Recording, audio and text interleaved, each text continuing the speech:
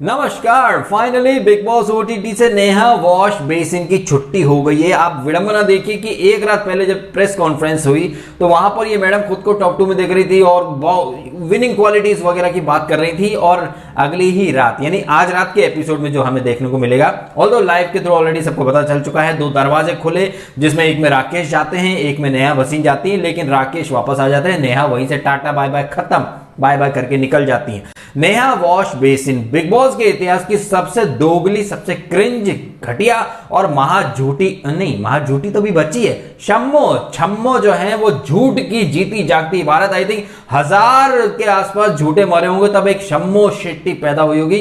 कोई इतना गलत, इतना झूठी, इतनी हिपोक्रेट कैसे हो सकती है भाई? शम्मो को देख लो, आप इजीली समझ जाएंगे कि ऐसे हो सकती है।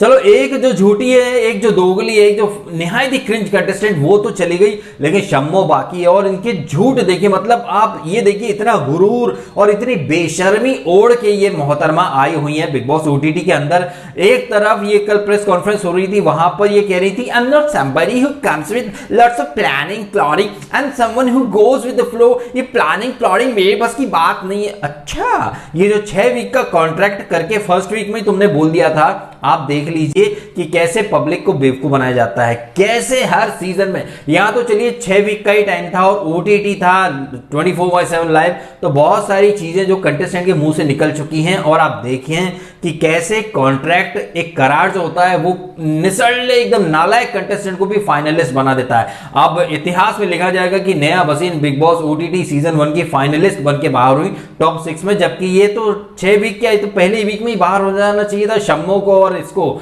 नेहा भसीन को। लेकिन मेकर्स एक कॉन्ट्रैक्ट के तहत कैसे पब्लिक वोटिंग की धज्जियां उड़ाकर, जहां तक मैंने देखा, स्टडी करा और जहां तक जितने भी लोगों ने वोटिंग ट्रेंड डाले, और मैं हमेशा कहता रहा भाई वोटिंग ट्रेंड पर यकीन मत करना। और आप देख लीजिए, सारे लोगों की वोटिंग ट्रेंड में नेहा भसीन सबसे आखिरी में रहती थी, लेकिन बिग बॉस ने हमेशा नेहा भसीन को बचाया। कभी अक्षरा को निकाला, गाबा को निकाला, जीशान को रूल उल्लंघन के नाम पर निकाल दिया गया, मुस्कान जट्टाना को निकाल दिया गया, लेकिन सबसे कम वोट पाने वाली नेहा भसीन को मेकर्स टॉप 6 में लेकर के आते हैं। इससे ज्यादा मजाक पब्लिक वोटिंग का बन नहीं सकता। और इतने सीजन से जो लोग अपने अपने फेवरेट को सपोर्ट करते रहे, बोलते रहे कि भाई उसको वोट मिले, वोट मिले। भाई वोट जो है ना, उसकी भोंगली बना लो और कान खुजा लो या कहीं और घुसेड़ लो, क्योंकि वोटिंग की सिर्फ धज्जियां उड़ाते हैं मेकर्स, उन्हें जिसे आगे लाना होता है। आप देख लीजिए कैसे नेहा भसीन और राकेश वो भी टॉप 6 में भाई, जबकि ये दोनों कुछ नहीं कर रहे हैं। शो का होस्ट करण जौहर खुद कहता है राकेश को कि आप कंफ्यूज्ड हो, ट्यूबलाइट हो, आपका तो कोई स्टैंड ही नहीं है। तो एक ऐसा कंटेस्टेंट जिसको खेल की समझ ही नहीं है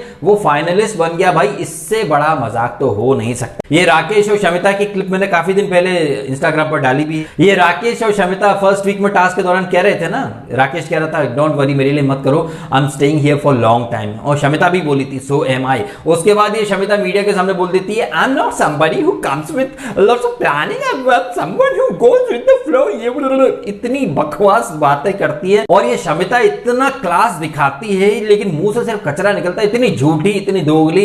आप ये देखें कि शमिता शेट्टी खुद को संस्कारी, क्लासी बोलती हैं। कल ये प्रेस कॉन्फ्रेंस के बाद एक अंडरगारमेंट का मुद्दा जो था, भाई क्या ही बोला जाए। अब इस तरह की चीजों पे ज्यादा मैं बात करना चाहता हूं नहीं, बिकॉज बहुत ही बिलो द बेल्ट वाली चिंदी चीप हरकतें हैं। लेकिन शमिता शेट्टी जो इतनी बवाल कर रही थी कि यार गर्ल्स टॉक है, ये लड़कियों के बीच में होना चाहिए, यही शमिता शेट्टी हैं जिन्होंने गर्ल्स के कपड़ों के बारे में किसी और गर्ल्स, हालांकि वो गर्ल्स जो है उसका नाम था राकेश और करनाथ, उनसे वो बात करती हैं और इतनी बड़ी बातें करती है। ये इस तरह की चीजों के बारे में मैं ज्यादा घुसना नहीं चाहता हूं। ऑलरेडी एक शॉर्ट वीडियो मैंने डाल दिया है आपको दिखाने के लिए कि देख लो भैया, ये है संस्कारी, ये है क्लासी, ये नेहा भसीन, ये नंग नाच करे लेकिन कोई कुछ बोलेगा नहीं। ठीक है, मतलब आप देख लीजिए, एक तरफ ये बिग बॉस के घर में, बिग बॉस के घर में कंटेस्टेंट को हर तरीके से लोग जज करते हैं, ट्रोल भी करते हैं, अगर सही जाते हैं तो अप्रिशिएट भी करते हैं, गलत जाते हैं तो क्रिटिसाइज भी करते हैं। लेकिन नेहा भसीन उस टाइप की मोहतरमा है जो अपने बारे में सिर्फ अच्छा सुनना चाहती हैं।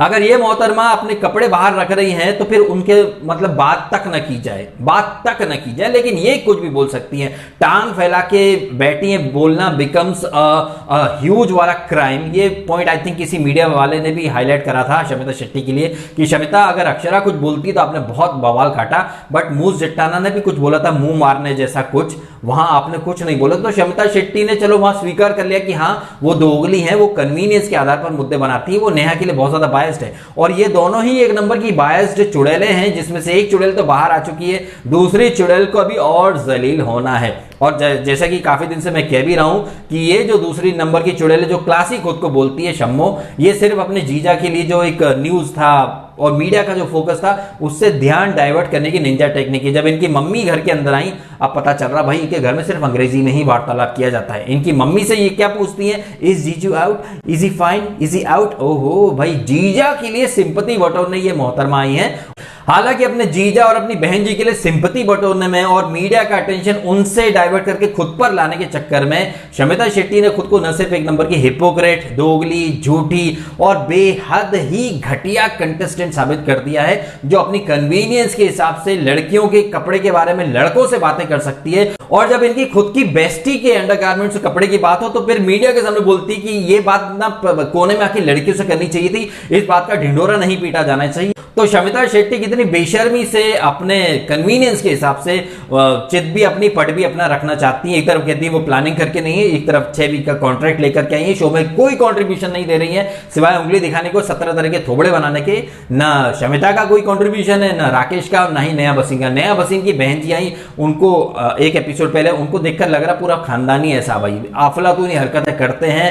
और प्रतीक की भी बहन आई थी, प्रतीक की बहन ने भी वही बात कही जो काफी दिनों से हम भी बोल रहे हैं कि बहुत बाउंड्री पार की जा रही है, इसे फ्रेंडशिप का नाम नहीं दिया जा सकता, या फ्रेंडशिप से बहुत ज्यादा हो रहा है। और प्रतीक की बहन को भी वही बात लग रही है। अब आई थिंक प्रतीक के फैंस प्रतीक की बहन को भी गाली दे दो जाके, जो प्रतीक और नेहा की फ्रेंडशिप में कहीं ना कहीं वल्गैरिटी ढूंढ रहे हैं। हमको तो बहुत सुना दिया जाता, अब प्रतीक की बहन भी वही बोल के चलेगी कि प्रतीक थोड़ा टू मच हो रहा है। हर ये फ्रेंडशिप नहीं, ये कुछ एक्स्ट्रा लग रहा है, एक थिन लाइन होती है फ्रेंडशिप में और इस तरह की चीजों में। प्लीज अपने आप को संभाल लो।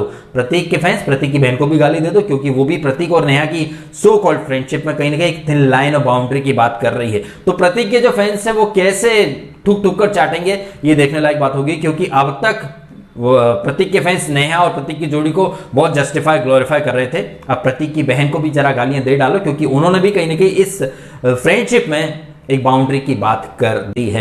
एनीवे, अब ये नेहा भसीन जा चुकी हैं, अब देखते हैं कि प्रतीक कैसे अपना खेल निखारता है। अदरवाइज जहां तक मैं समझ रहा हूं उसका गेम तो भट्टा वैसे बैठ चुका था उसके खेल का। निशांत भट्ट के लिए भाई कोरियोग्राफर पुनीत आए थे, और निशांत भट्ट तो भाई कलर्स के ही एक तरह से एम्प्लॉय कहिए तो वो भी टॉप 5 में है, राकेश भी है। बट मेरा ये मानना है, जैसे कि मैं कह भी चुका हूं, कि दिव्या जो है वो जीत जाएंगी, शमिता शायद टॉप 2 में रह जाएं, और प्रतीक शायद टॉप 3 में आ जाए, और निशांत आना चाहिए टॉप 4 में। राकेश का कोई खेल अस्तित्व में, तो राकेश और शमिता को रखूं ही नहीं, लेकिन मेकर्स इन्हें लेकर के आए हैं, तो बाय डिफॉल्ट ये लोग टॉप 5 में आ चुके हैं। अदरवाइज देखा जाए एक निष्पक्ष ओपिनियन तो शमिता और राकेश टॉप 5 क्या टॉप 10 में भी डिजर्व नहीं करते। और आज रात में जब एपिसोड आएगा तो आप देखेंगे कि बिग बॉस खुद कह रहा है कि आप टॉप 5 बचे हुए नहीं, चुने हुए।